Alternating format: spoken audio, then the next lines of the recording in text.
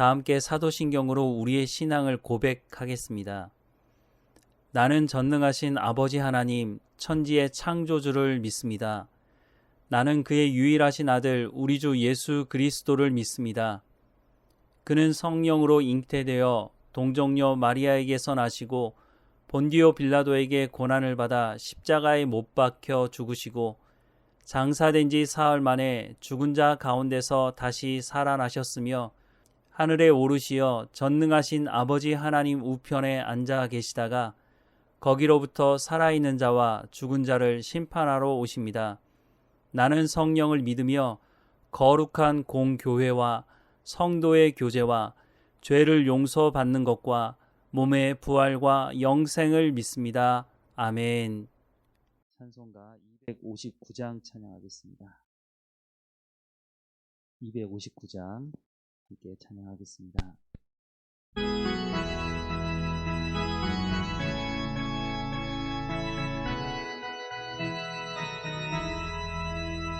예수 십자가에 흘린 피로써 그대는 씻기어 있는가?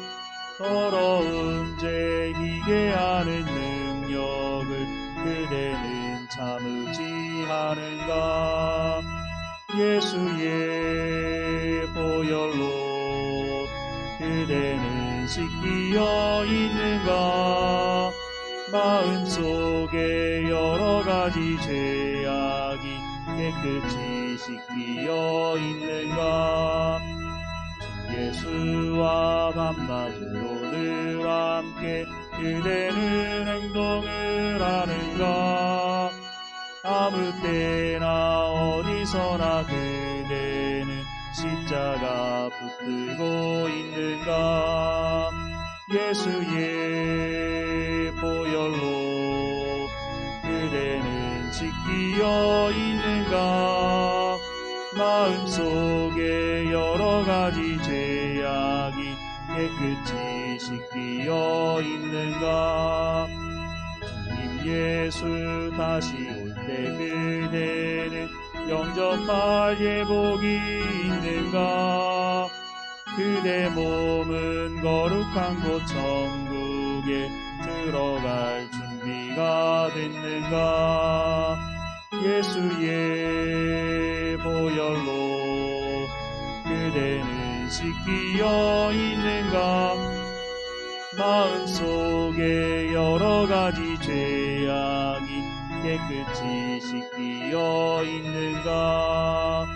모든 죄에 더러워진 예복을 주 앞에 지금 다 벗어서 샘물같이 솟아나는 보혈로 눈보다 더이게 씻으라. 예수의 보혈로 그대는 씻기어 있는가? 마음속에 여러 가지 죄악이 깨끗이 씻기어 있는가? 오늘 하나님께서 우리에게 주시는 말씀은 마가복음 11장 27절에서 33절까지의 말씀입니다. 함께 읽겠습니다. 그들이 다시 예루살렘에 들어가니라. 예수께서 성전에서 거니실 때에 대제사장들과 서기관들과 장로들이 나와 이르되 무슨 권위로 이런 일을 하느냐? 누가 이런 일 할 권위를 주었느냐? 예수께서 이르시되 나도 한 말을 너희에게 물으리니 대답하라.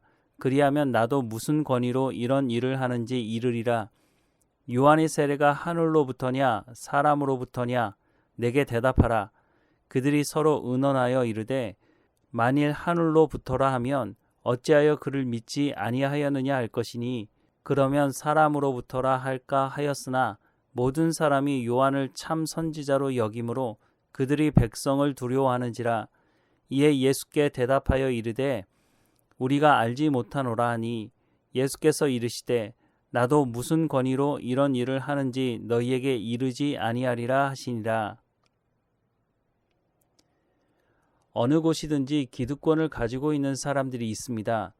기득권을 가지고 있다는 것이 다 나쁜 것은 아닌데 기득권이라는 말을 들으면 부정적인 면을 먼저 생각하게 되는 것은 기득권을 가진 사람들은 자신들이 만들어 놓은 질서를 깨려고 하는 사람을 경계하고 심지어 그 공동체에 뿌리를 내리지 못하도록 하기 때문입니다.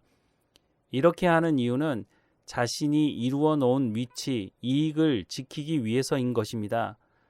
오늘 본문의 말씀이 이런 모습을 잘 보여주고 있습니다.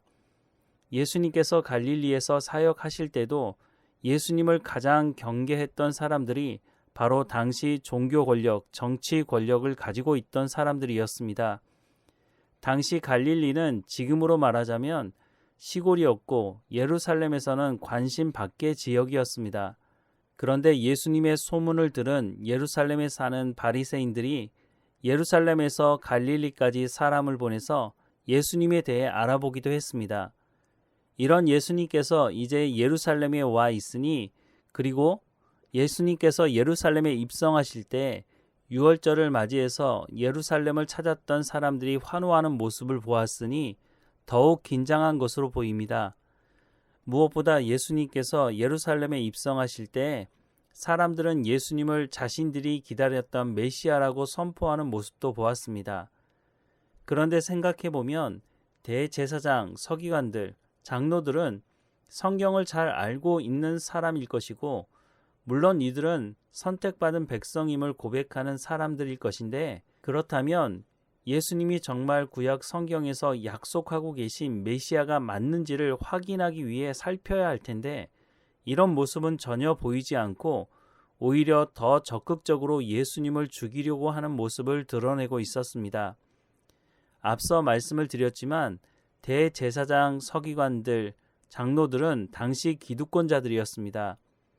이런 기득권을 가지고 사람들에게 선한 영향력을 주고 메시아를 학수고대하던 사람들에게 바른 길을 갈 수 있도록 지도할 수도 있었을 텐데 이들은 그렇게 하지 않았습니다.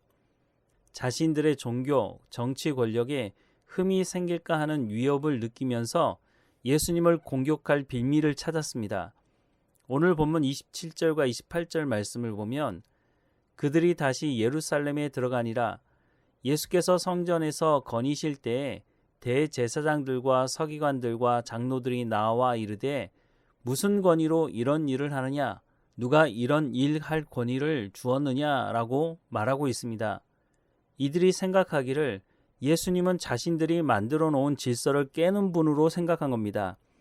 그래서 어디서 굴러먹다 온 놈인데 우리 구역에 들어와서 우리가 허락하지도 않았는데 하고 싶은 대로 하느냐라고 말하고 있는 것입니다. 자신들은 허락한 적이 없다는 것입니다. 당시 대제사장들, 서기관들, 장로들이 얼마나 심각하게 타락했는지를 본인들은 전혀 모르고 있는 모습을 적나라하게 보여주고 있는 것입니다. 그런데 본인들은 이것이 정당하다고 생각하고 있습니다. 이렇게 되면 아무리 하나님의 말씀을 들어도 회개할 가능성이 낮아지게 됩니다. 듣지 못하면 회개할 수 없기 때문입니다. 그러나 예수님은 이들에게도 회개할 기회를 주시려고 하십니다. 그래서 말씀하십니다. 29절과 30절 말씀에 예수께서 이르시되 나도 한 말을 너희에게 물으리니 대답하라. 그리하면 나도 무슨 권위로 이런 일을 하는지 이르리라. 요한의 세례가 하늘로부터냐 사람으로부터냐 내게 대답하라 라고 말씀하십니다. 이들은 세례 요한도 인정하지 않았습니다. 그래서 이들은 예수님의 질문에 대답을 정확하게 하지 않았습니다. 이들은 수단과 방법을 가리지 않고 오직 자신들의 기득권, 이익을 지키는 데만 관심이 있는 사람들이었습니다. 그런데 이들이 당시 종교 지도자들이었다는 것입니다. 이런 사람들이 자리를 잡고 있으니 성전이 기도하며 하나님을 예배하는 곳이 아닌 물건을 팔고 사는 시장이 되어버린 것입니다. 오늘 교회 안에서도 벌어질 수 있는 일이고 이미 적지 않은 교회들 안에서 벌어지고 있는 일이기도 합니다. 앞서 말씀드렸지만 정말 안타까운 일이지만 이들은 아무리 하나님의 말씀을 전해도 듣지 않습니다.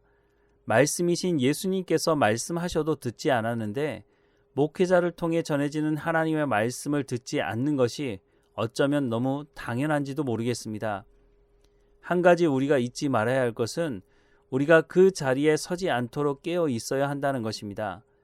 양심의 화인을 맞게 되면 자신이 무슨 죄를 짓는지 깨닫지 못하면서 성전에서 제사를 집례하고 말씀을 가르치는 자리에 서기도 하는 것입니다. 그러니 예수님께서 이들을 회칠한 무덤이라고 말씀하는 것입니다. 오랜 시간 동안 한 교회를 다니고 헌신하다 보면 영향력을 가지게 될 수 있습니다. 그때 우리도 기득권을 가질 수 있는 자리에 위치할 수 있습니다. 바로 그때 예수님을 공격했던 대제사장들, 서기관들, 장로들의 자리에 있지 않도록 해야 할 것입니다. 그렇게 하기 위해 벼가 익으면 익을수록 고개를 숙이듯이 하나님의 말씀에 더 귀를 기울이고 겸손하게 하나님 앞에 엎드려야 할 것입니다. 그러면 기득권이 사람을 죽이는 권력이 아니라 생명을 살리는 힘이 되는 것을 보게 될 것입니다. 우리 모두가 생명을 살리는 힘을 가지는 삶을 살아가기를 주님의 이름으로 축원합니다. 기도하겠습니다. 사랑하는 하나님, 우리 가운데 주신 그 은혜를 감사하게 하시고 그 감사를 잃어버리지 않는 삶을 살아가게 하옵소서. 하나님께서 주신 것이니 하나님의 방법대로 하나님의 뜻대로 사용하게 하시고 생명을 살리는 데 쓰임받도록 은혜를 허락해 주옵소서. 우리 가운데 주신 시간, 우리 가운데 주신 재능, 우리 가운데 주신 재물을 하나님의 뜻대로 사용할 수 있는 지혜를 우리 가운데 허락해 주옵소서. 탐욕을 부리지 않게 하시고 탐욕을 쫓아 살아가지 않도록 하나님 우리 가운데 늘 성령의 충만함으로 우리의 삶을 이끌어 주시고 진리의 말씀을 온전히 깨달아 알아서 삶을 살아가게 하시고 성령의 열매를 맺는 삶이 될 수 있도록 은혜를 허락해 주옵소서. 하나님 날마다 우리 가운데 은혜 베푸셔서 감사하고 오늘도 하나님과 동행하며 하나님을 찬양하고 예배하는 삶이 될 수 있도록 인도해 주옵소서. 그리스도의 증인이 될 수 있도록 우리의 삶을 주관하시고 인도해 주옵소서. 우리의 자녀들 어느 곳에 있든지 오늘도 하나님 말씀해 주시고 동행하시며 하나님을 닮아갈 수 있도록 은혜를 허락해 주옵소서. 우리와 함께 하시는 하나님께 감사하고 예수님의 이름으로 기도합니다. 아멘. 하늘에 계신 우리 아버지, 아버지의 이름을 거룩하게 하시며 아버지의 나라가 오게 하시며 아버지의 뜻이 하늘에서와 같이 땅에서도 이루어지게 하소서.